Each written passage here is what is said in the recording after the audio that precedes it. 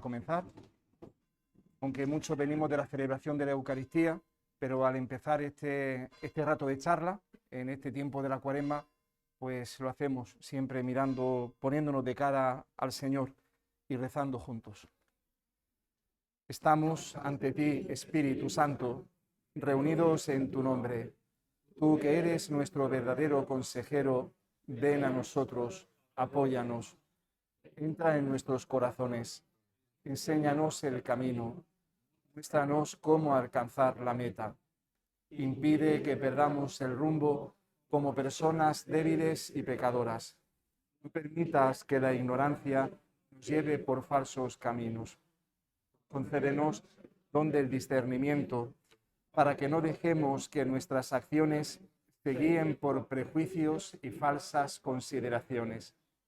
Condúcenos a la unidad en ti, para que no nos desviemos del camino de la verdad y de la justicia, sino que en nuestro peregrinaje terrenal nos esforcemos por alcanzar la vida eterna.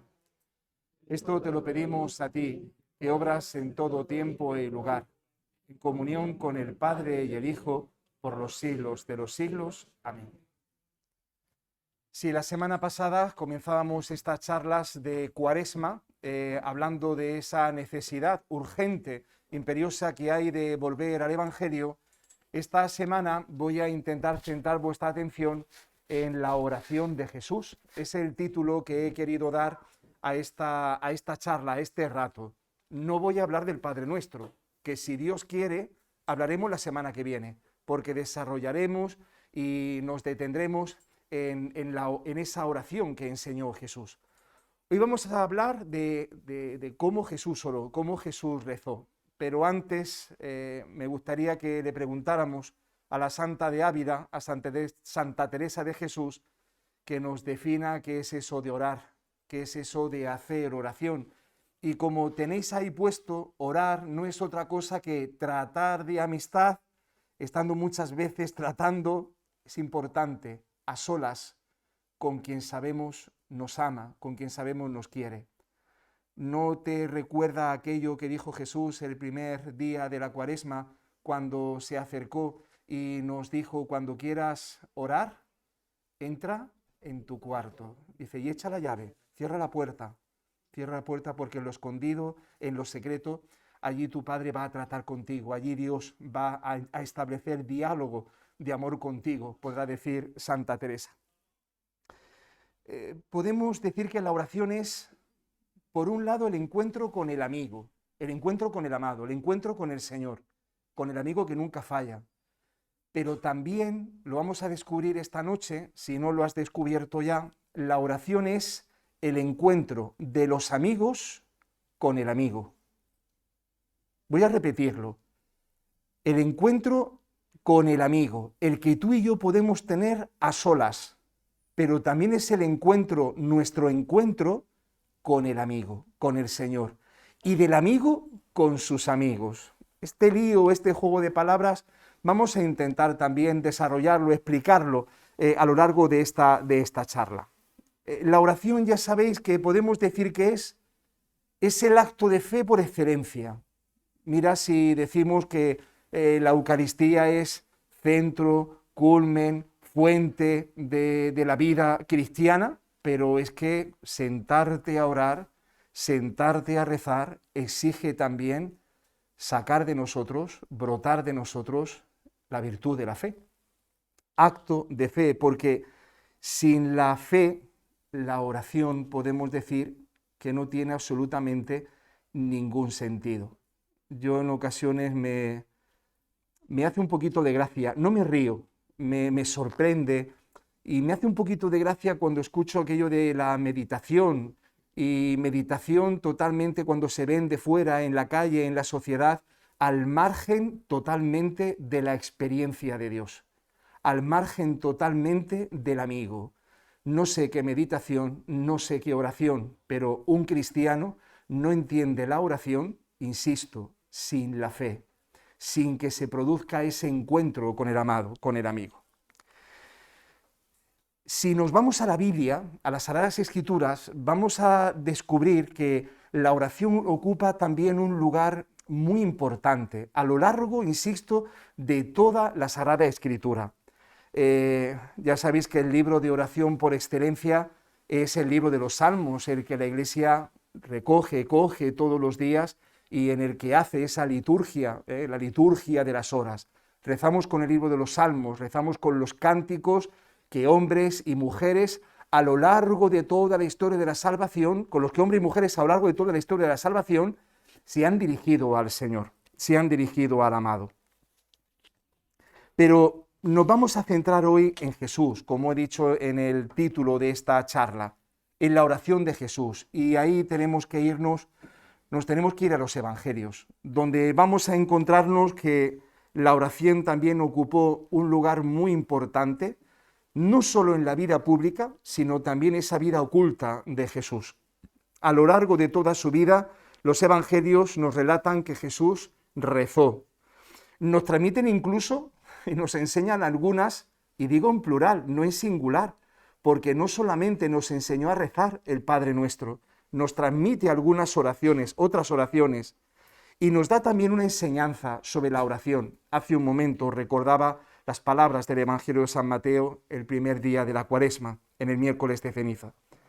Cuando Jesús habla de la oración, nos vamos a dar cuenta de que lo hace precisamente hablando de la suya, hablando de cómo Él reza, de cómo Él ora.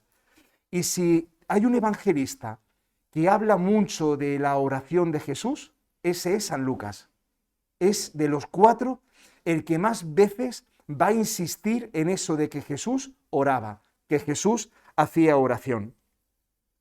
Ya sabéis que detrás de los evangelios nos vamos a encontrar la experiencia de una comunidad cristiana, de una primera comunidad o de las primeras comunidades cristianas. Y cuando se señala la oración de Jesús, también se está señalando la oración que hacían aquellos hombres, aquellas mujeres que llamamos primeros cristianos. Aquellos que desde el cenáculo, desde los hechos de los apóstoles, desde la venida del Espíritu Santo, reunidos en oración, insisto, invocando al Espíritu, no hemos cesado de orar, de establecer conexión con el amado, con el Señor. Esta noche vamos a hablar en primer lugar de la oración de Jesús, de cómo es esa oración. Vamos a detenernos en un segundo lugar en cómo está Jesús en la oración. Y en un tercer momento hablaremos de las oraciones de Jesús. Todo ello, insisto, lo vamos a centrar en el Evangelio según San Lucas, aunque hagamos referencia a otros evangelios. Comenzamos con la oración de Jesús. Una oración, ya sabéis que la oración, vuelvo a repetir lo que he dicho al principio, es secreta. La oración es misteriosa. Si Jesús dijo aquello de no juzguéis y no seréis juzgados, atención, no podemos juzgar la oración de nadie. No podemos juzgar la oración de nadie. Lo que cada uno habla con el amado, lo que cada uno habla con el Señor. No podemos dar un juicio sobre la oración de los demás, ni tampoco podemos hacerlo sobre la nuestra, porque solo Dios es el que juzga. ¿Te acuerdas aquel día en el que Jesús, nos relatan los evangelios, está en el templo y ve que se acerca un publicano y ve que se acerca una viuda y dice, bueno, yo una he hecho todo lo que tenía para vivir, y luego uno oraba encorvada, el otro oraba enaltecido? Ay, Dios es el que juzga, no nosotros. Dios puede hacerlo, insisto, porque es el amigo en mayúscula. Dejémosle el juicio a Él, no a nosotros. La oración, ya sabéis que es algo muy distinto de los gestos y de las palabras con las que podamos acompañar o expresar la oración. Voy a poner un ejemplo. Uno puede ser que tenga artrosis en las rodillas y precisamente su poca salud en las rodillas le impida arrodillarse, hacer el gesto de la adoración. Pero ¿qué es lo que realmente los cristianos adoramos cuando entramos, arrodillamos, adoramos, cuando estamos adorando al Señor? ¿Qué es lo que postramos? Estamos postrando el corazón, estamos postrando todo nuestro ser, toda nuestra vida. Por eso, no juzgues si alguien no se inclina, no se arrodilla, porque no siempre los gestos van a hablar de la profesión que llevamos por dentro, o mejor dicho, de lo que cada uno está diciéndole en ese momento al Señor.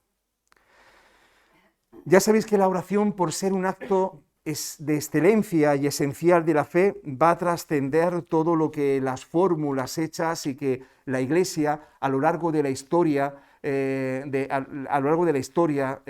ha ido formulando, ha ido presentándonos para facilitarnos el encuentro, para ponernos de acuerdo a la hora de dirigirnos, sobre todo cuando nos reunimos para hablar con el Señor, para rezar. Pero nuestra oración, la mejor oración, es aquella que las palabras no expresan. Es la mejor de las oraciones.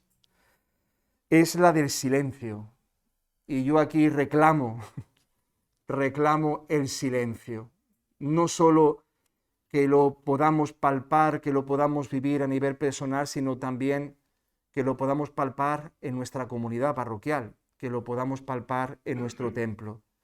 Hacer silencio no solamente es respetar el lugar sagrado, sino es hacer que las personas que venimos a orar, que venimos a encontrarnos con el amado, les podamos facilitar ese encuentro. Si hablamos mucho, si hacemos mucho ruido, casi con toda probabilidad no escucharemos, no afinaremos bien nuestro oído al amado.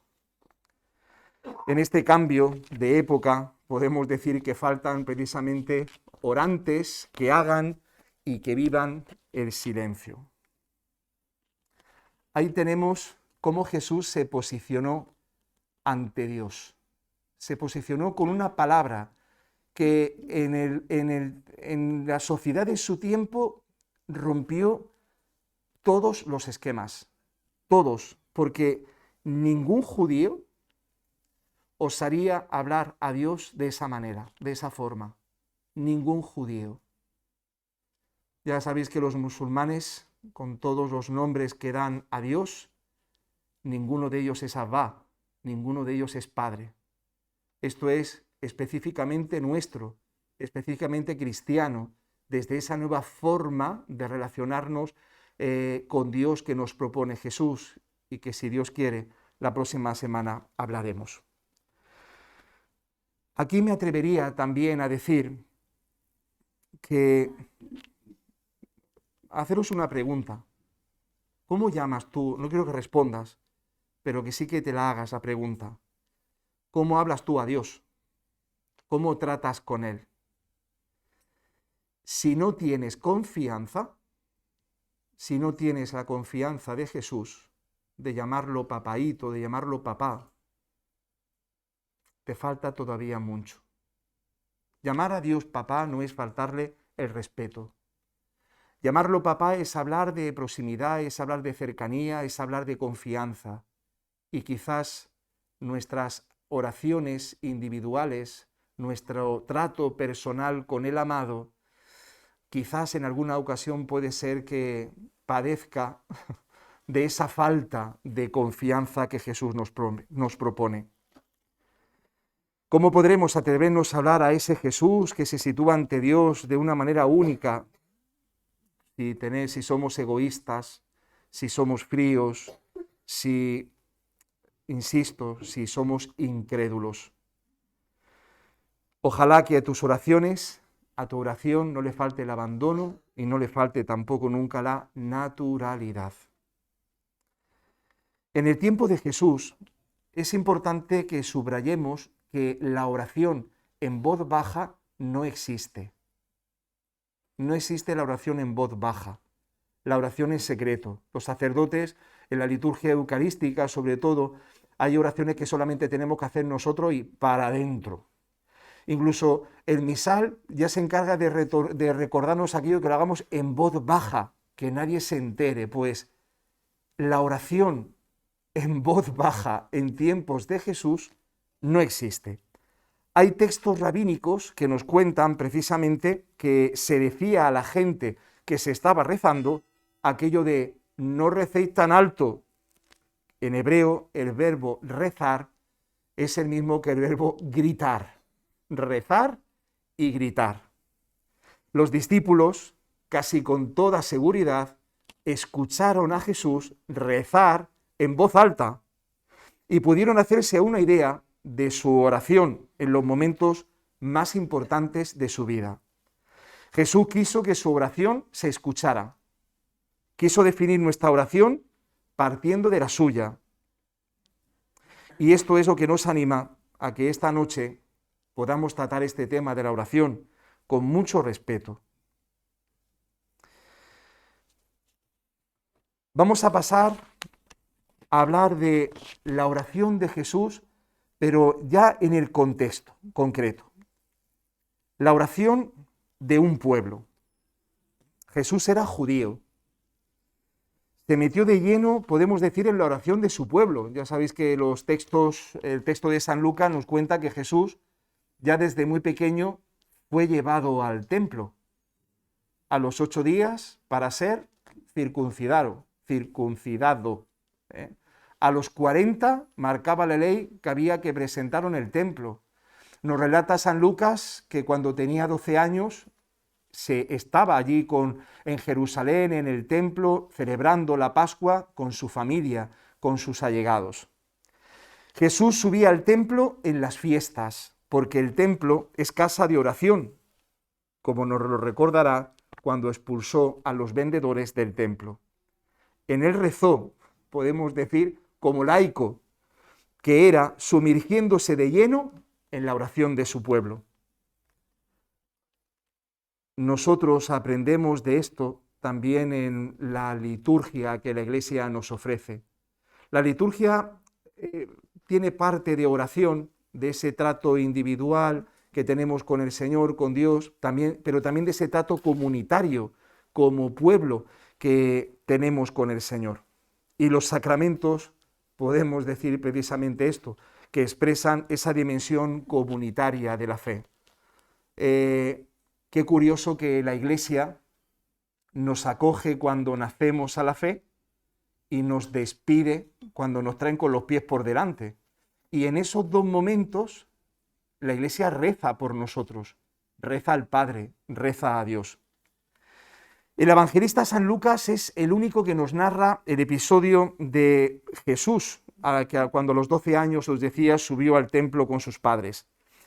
La primera frase que va a decir Jesús, la primera palabra que va a decir Jesús y que está reflejada en el Evangelio de San Lucas, acuérdate lo que le dice a María, ¿no sabías que yo debía ocuparme de las cosas de mi Padre? Y qué casualidad que sea también la última palabra que diga Jesús en su vida, cuando en la cruz exclamó aquello de, Padre, en tus manos encomiendo mi espíritu. Se abre el Evangelio con la palabra Padre en boca de Jesús y se cierra el Evangelio con su muerte, diciendo la palabra Padre. Se ve igualmente a Jesús todos los sábados entrar en la sinagoga. Ir a la sinagoga es oración del pueblo, es el lugar en el que se encuentra el pueblo con el Señor. Se nos habla, atención, de su predicación. Se nos dice que en ellas hizo milagros. Pero qué curioso, no se nos dice nada en la sinagoga de la oración de Jesús. Se habla de predicación y se habla de milagros, pero no de oración. En la sinagoga se iba a rezar, se leían las Escrituras, se escuchaba la predicación, se cantaban salmos, se hacían las bendiciones a Dios. Si nos vamos a los evangelios, nos vamos a encontrar con una serie de indicios en los que vamos a descubrir esa religiosidad piadosa que tenía Jesús en relación a su pueblo. Las comidas, como bien sabéis, las comenzaba con la fórmula de la bendición. Ahí lo tenéis. Bendito seas, Padre nuestro, que nos das este pan. Cuando le preguntaron cuál era el mandamiento más importante de la ley, ¿qué recita Jesús? El Shema, que un judío tenía que rezar, que tenía que repetir 3 veces al día. Escucha, Israel, el Señor es nuestro Dios, etc. Es el único Señor. Y finalmente, como sabéis también, una de las huellas que encontramos también de que Jesús oraba era con la influencia que tenían sobre él los salmos. Si recuerdas, la semana pasada te decía aquello de que ha habido santos, en la historia de la Iglesia, que se sabían el Evangelio de memoria. Bien podríamos decir que Jesús se sabía los salmos de memoria y quizás por eso recitó alguno de ellos, dijo alguno de ellos. El Dios mío, ¿por qué me has abandonado? Que tenemos en el Salmo 22, o el Padre, en tus manos encomiendo mi espíritu, en el Salmo 31, y que nos relata el evangelista Lucas. Al ver a Jesús cómo ora con su pueblo y en medio de su pueblo, los cristianos sentimos una llamada urgente de parte del Señor a vivir y a cuidar nuestra oración comunitaria como pueblo de Dios.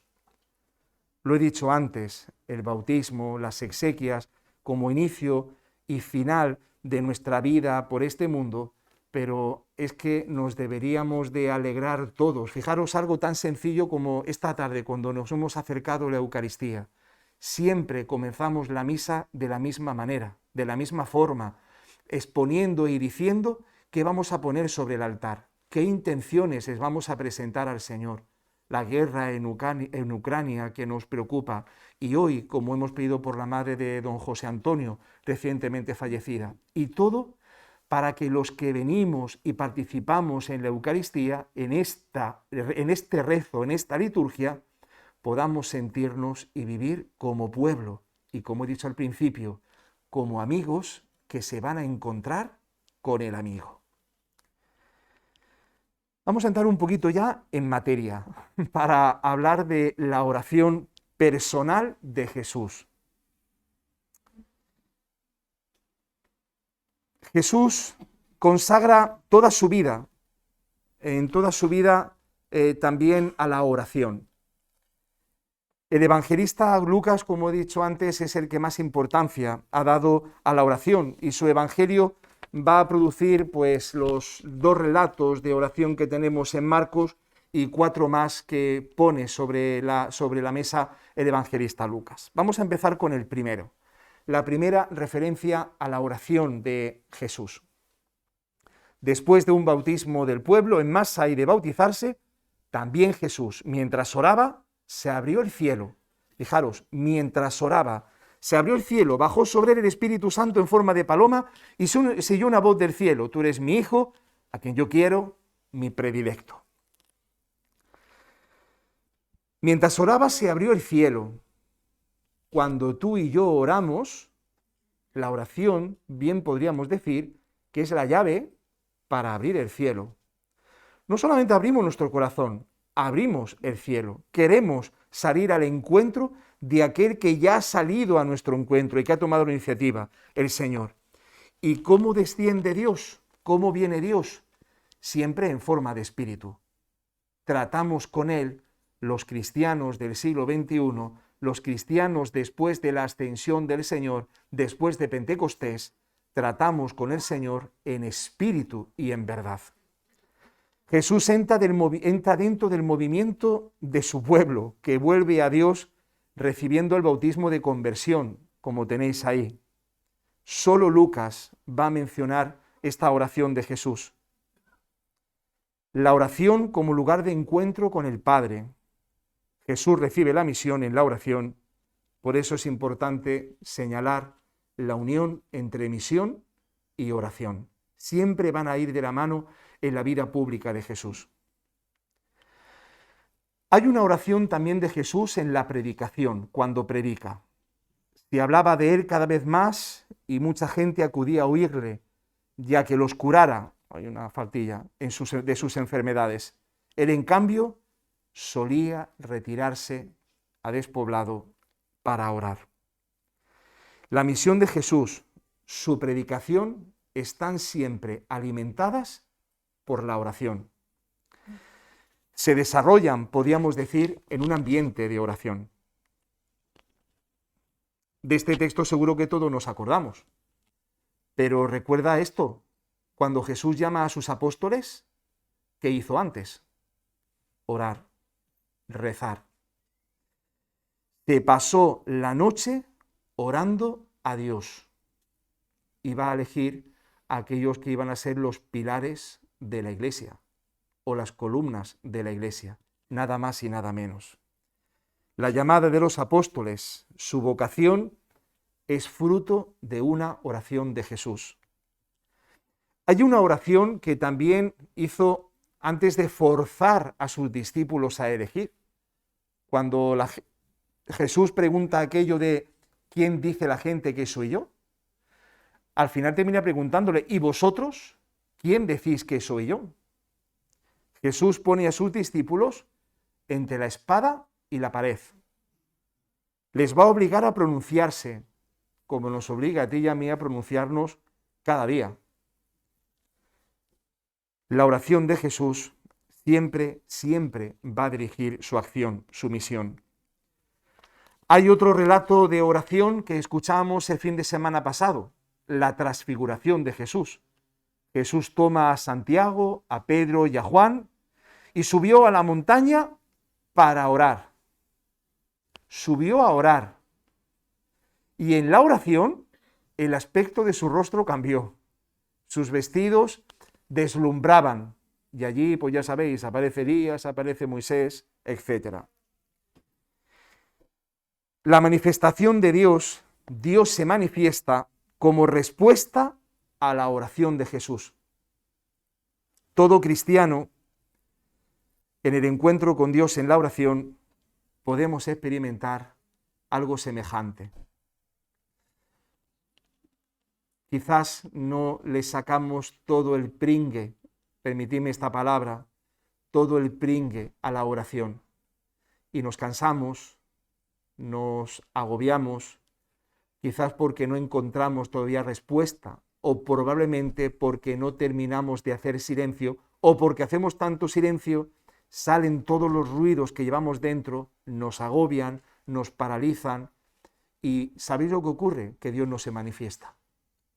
Y Dios solamente se manifiesta cuando nos abrimos en canal, cuando nos abrimos de par en par, cuando no nos escondemos, cuando somos capaces de presentarnos ante Él como estamos en ese momento.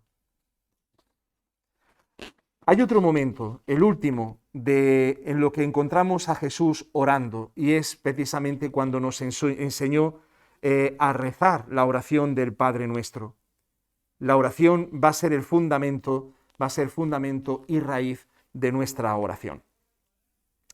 Hablemos de las oraciones de Jesús, porque hasta ahora nos hemos quedado en lo exterior. Hemos visto dónde oró y qué es lo que dijo en parte, ¿no? Pero no hemos profundizado en lo que dijo, en cómo oró el Señor. Y eso es lo que propongo ahora que descubramos. Vamos a dar un paso más y vamos a acercarnos a escuchar las oraciones que formuló, que fueron en total 5 oraciones, las que nos narra el evangelista San Lucas. Hay una primera oración que podemos decir que es una oración de alabanza. En estas oraciones vais a descubrir los distintos modos de oración. Uno se pone, o a lo largo de toda su vida, durante las 24 horas que tiene un día, nos ponemos en modo oración, de alabanza, de acción de gracias, de petición. Vamos a ir descubriendo todos esos modos de oración precisamente en Jesús, en el Señor. Te doy gracias, Padre, porque has escondido estas cosas a los sabios y entendidos. Después de la vuelta de los 72 discípulos que fueron a evangelizar, que los mandó Jesús a evangelizar, recordar que vinieron entusiasmados, vinieron que no les cogía el corazón dentro, vinieron con la boca abierta, acordaros aquello que decían, hasta los espíritus inmundos se nos sometían, es decir, habían visto y habían experimentado los milagros también en su evangelización. Pero Jesús les dice, ojo, no te alegres por eso, alégrate porque vuestros nombres estén escritos en el cielo. Alegraos porque por la gracia que se os hace, y no por los méritos, no por vuestros méritos, no por lo que hacéis. Lucas insiste mucho en la acción de gracias de Jesús. Cuando el Señor dice, insisto en ese texto que tenéis ahí, te doy gracias, bendito seas, Padre Señor del cielo y de la tierra. Constata Jesús que esto es un hecho maravilloso de Dios. Hay un choque entre lo que la palabra Padre, te doy gracias, Padre, y entre lo que añade a continuación, Señor del cielo y de la tierra, nos muestra por un lado la cercanía, la confianza que hemos de tener en Dios, pero al mismo tiempo la lejanía ante el misterio, ante lo misterioso de Dios, ante aquel que decimos está en el cielo. Misterio siempre y profundidad de Dios que van a ir de la mano hasta que nos encontremos con Él cara a cara el día de nuestra muerte. Jesús alaba a Dios porque se ha revelado a los pequeños, a los sencillos, a los humildes. Y no así a los sabios, que podemos decir, en cierto modo, los tolera. Los tolera que no crean porque, qué curioso, tenían que haber dado una serie de pasos y no lo han dado. Tenían que haber iniciado un proceso, haber hecho una opción y todavía no la han hecho. En esta oración de Jesús se constata precisamente que los pequeños vienen a Él y esto se le atribuye a Dios. Cuando preparaba este texto recordaba precisamente lo que hoy todavía en la iglesia estamos viviendo y yo también le daba gracias al Señor. Yo te doy gracias, Señor, porque todavía los pobres llaman a la puerta de tu casa, porque todavía vienen los niños, porque todavía vienen los enfermos, o nos llaman los enfermos, porque los que nadie quiere todavía siguen estando en la iglesia. Y eso es señal de una cosa, de que Jesús, de que el amado está entre nosotros. En segundo lugar, centramos nuestra atención en ese encuentro que tiene Jesús con San Pedro. Mira que Satanás os ha reclamado para cribaros como trigo. Dice el Señor, pero yo he pedido por ti. Yo he pedido por ti para que no perdieras la fe. Qué oración más bonita. Dios pidiendo para que un hombre no pierda la fe. Cuando te arrepientas, afianza, confirma a tus hermanos. Jesús hace oración de intercesión, hace oración de petición, lo hace por Pedro, por Simón Pedro, en el marco de un ataque del maligno, de una tentación que no es otra sino la pasión. Aquí tenemos la oración que más nos detalla el evangelista San Lucas. Dentro de poquitas semanas nos volveremos a sentar, a poner delante del monumento, delante del amado, delante de Jesús en Eucaristía, para recordar esta oración de Jesús, la que hizo en el monte de los olivos. Lucas no habla de Getsemaní, no habla de esta almazara, habla del monte de los olivos. Ni siquiera pronuncia el nombre de Getsemaní. Tras haber ofrecido la copa de su sangre en la mesa de la última cena, parece que todo se va a volver o se va a poner en tela de juicio. Dice Jesús en esa oración, Padre, que pase de mí, que se aleje de mí esta copa. Se pregunta si la aceptará o la rechazará, y todos sabemos que al final le acepta, no lo que yo quiera, lo que tú quieras. Estas dos frases no expresan otra cosa que la lucha interna que tuvo Jesús en ese momento. Dicen los estudiosos de nuestra religión que pudo durar ese momento entre 2 y 3 horas. Entre 2 y 3 horas.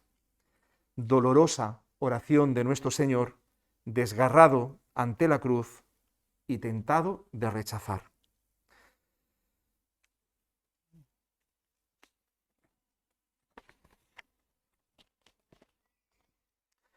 La aceptación de Jesús fue lenta, fue costosa. Ahí San Lucas nos habla que todo cristiano debería de aprender de Jesús, dice, rezar para no caer en la tentación. No es lo que nos da fuerza saber que Jesús, nuestro Señor, fue tentado y que salió victorioso de la prueba. No sé si cuando somos tentados no acordamos de ese momento. A lo mejor no nos apetece irnos al desierto con Jesús y entrar en ese diálogo con Satanás, pero fijaros en ese momento de Getsemaní, en el extremo Jesús permaneció firme. En ese extremo Jesús dio la talla. En ese extremo Jesús nos dijo, orad para no caer en tentación.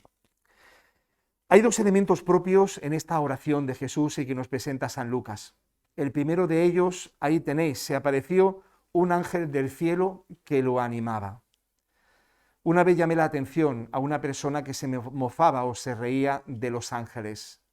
Es verdad que no están de moda, al menos no los hablamos, como no es que los veamos en algunas esculturas e imágenes o pinturas, no solemos hablar de ángeles. Yo después de la oración del Padre Nuestro, y que la sigo haciendo todavía, todas las noches antes de dormir, no sé tú, pero yo al ángel de la guardia le rezo. Todas las noches, porque me lo enseñaron de pequeño, porque creo en los ángeles, porque son creación de Dios, y nos lo dice la Sagrada Escritura. Aunque actualmente estén pasando, no por un momento de popularidad, sino todo lo contrario, hay gente que se queda en que eso forma parte de lo mágico, que forma parte pues de otras cosas, pero no de la realidad. En nuestro texto, en este de San Lucas, en este momento de oración de Jesús, nos dice precisamente que un ángel consoló, auxilió al Señor en ese momento. El Hijo suplica a su Padre, que lo reconforta con la presencia de un ángel. Es un tema de oscuridad, pero de fe. Es un tema de tinieblas.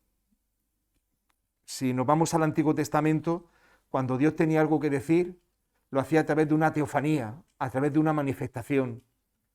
Qué curioso, que en el momento más doloroso de Jesús, Dios no se manifiesta, envía a un ángel. ¿No te recuerda algo al pasaje de la Anunciación? Porque pintamos el momento de la Anunciación como algo precioso, maravilloso, cuando la Virgen recibe este mensaje de parte de Dios, pero no fue algo agradable el panorama que se presentaba a esta mujer, Santa María. Ahí la figura del ángel, la figura del enviado, del que anuncia, del que conforta, del que consuela, del que nos cuida en el camino. Este ángel, dicen los estudiosos de nuestra religión, parece ser que tiene origen en la historia de Elías. En el primer libro de los Reyes, recuerda que Elías estuvo tentado, ¿no? y tuvo la misma desesperación que pudo vivir Jesús, y un ángel del Señor le fortificó, le trajo pan y agua para que caminara, lo reanimó con ese alimento hasta que llegó al monte de Dios, hasta el Horeb. No despreciemos a los ángeles, hagámosle caso, están cerca de nosotros, nos cuidan. Nos dice también este texto de San Lucas que Jesús entró en agonía. De hecho, a la noche de Getsemaní le llamamos también la noche de la agonía de Jesús. Jesús ora con insistencia y su sudor se convierte en gotas de sangre que caen a la tierra. Jesús desgarrado, sudando sangre, solo en la noche, aunque 3 de sus discípulos a lo lejos estaban durmiendo. Lo que se saca antes de nada de este texto es que la oración de Jesús es muy difícil. Y hay que gritar en la noche, hay que insistir, hay que tener ánimos. La oración, bien podríamos decir, que es un acto de valentía espiritual. Vamos a ir acabando ya poco a poco, porque llegamos a la oración de Jesús también en la cruz. El Dios mío, ¿por qué me has abandonado?, que encontramos en Marcos y en el evangelista San Mateo. ¿Son un grito de desesperación de Jesús para salvarnos de la perdición? Pues no, no lo es. Porque Dios digamos que Dios no se alegra del sufrimiento del Hijo, no se alegra de ver sufrir a Jesús. ¿Qué errores tan imperdonables hemos cometido a veces al no mirar al Antiguo Testamento? Y como he empezado al principio diciendo aquello de que Jesús también oró con los salmos, se sabía los salmos de memoria, porque estas palabras corresponden al Salmo 22, el único salmo que entrevé la salvación de los paganos y de los muertos. Dice el texto, todos los pueblos paganos se postergarán ante ti. Dice el texto, mi alma vivirá para el Señor. Jesús eligió este salmo para decirlo en la cruz. Es el único texto que entraña esperanza, pero no cualquier esperanza. Es una esperanza universal, abierta a todos, a todos. Y es una esperanza también que mira lo que está por venir, que mira al juicio. Es una oración de súplica. Cuando uno se está muriendo, ya sabéis que uno no hace discursos. Eso sale en las novelas y en las películas malas. Pero los que habéis visto o habéis tenido la experiencia de estar junto a una persona que está a punto de morir, que ha entrado en agonía, nos dicen las leyes de la psicología humana que lo que generalmente viene a labios del hombre y de la mujer moribundos es aquello que precedentemente más le haya podido obsesionar en su vida. Cuidado con esto de obsesionar, que no lo estoy diciendo en sentido negativo. No en sentido negativo.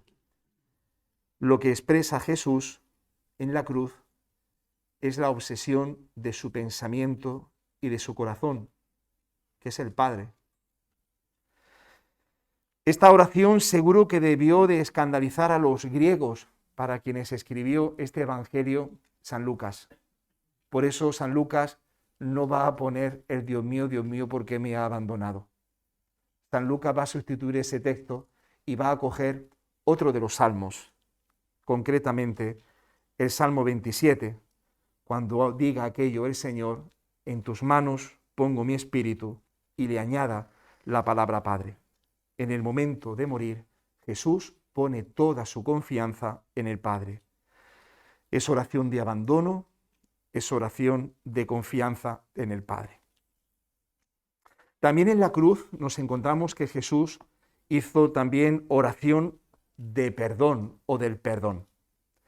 Lucas es el único que nos presenta a Jesús rezando por aquellos que lo estaban crucificando.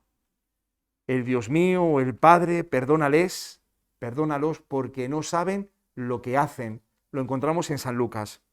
Oración de perdón que corresponde a lo que Jesús enseñó y a lo que Jesús vivió. ¿O acaso hemos olvidado el sermón de la montaña, las enseñanzas del sermón de la montaña, que nos decía aquello de amad a los enemigos, haced el bien a los que os odian, rezad por los que os persiguen? Enseñanza de perdón a los enemigos, enseñanza también de caridad. Y ahora sí, terminamos. Si tenemos que resumir la oración de Jesús, ¿cómo es la oración de Jesús? Lo tenemos en esos 3 titulares que tenéis ahí. En primer lugar, es una oración filial, una oración que está siempre dirigida a Abba, al Papá, al Padre Dios. Es una oración referida y que va siempre unida a la misión. Y es una oración de sumisión, de obediencia, de abandono total en las manos del Padre. Es verdad que los textos son muy escasos, los que hablan de la oración de Jesús, pero casi con toda probabilidad nos dicen los teólogos que se corresponden con las palabras que pudo decir Jesús, las mismas palabras que pudo decir el Señor. A todo lo que dijo de su Padre, a todo lo que dijo de sí mismo, Jesús hizo de su oración la fuente de la oración de sus discípulos y también hizo la fuente de oración para cada uno de nosotros. Que así sea. La próxima semana el tema será la oración de Jesús, no el Padre Nuestro, la oración que Jesús nos enseñó a rezar y a orar. Pues nos ponemos de pie y terminamos haciendo la oración del abandono, que ya la semana pasada la tomamos de este beato llamado Carlos de Foucauld. Juntos nos ponemos en las manos del Padre, Dios diciendo: Padre mío, me abandono a ti. Haz de mí lo que quieras. Lo que hagas de mí te lo agradezco. Estoy dispuesto a todo. Lo acepto todo. Que tu voluntad se haga en mí y en todas tus criaturas. No deseo nada más, Dios mío. Pongo mi vida en tus manos.